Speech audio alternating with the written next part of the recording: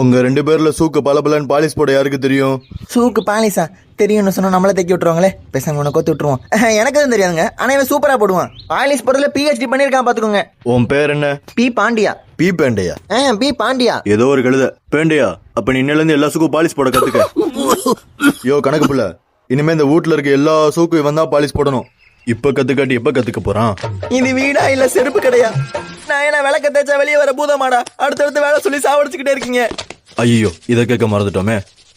தம்பிங்களா, உங்க 2 பேர்ல யாருக்கு நல்லா சோப் போட்டு துணியை பலபலன்னு துவைக்க தெரியும்? அடுத்த வேலையா? தெரியாதுன்னு சொன்னதுக்கு தான் சூவை தொடச்சு கத்துக்க சொல்லிட்டாங்க. இப்ப என்ன பண்றேன் பாரு. முதலாளி நான் எனக்கு ஆல்ரெடி நல்லா பலபலன்னு பக்காவா துணி துவைக்க தெரியும். இந்த பயலுக்கு ஒன்றும் தெரியாது, கவலைப்படாங்க, நான் உனக்கு நல்லா சொல்லி கொடுத்துறேன். அட மூடுறா வாய.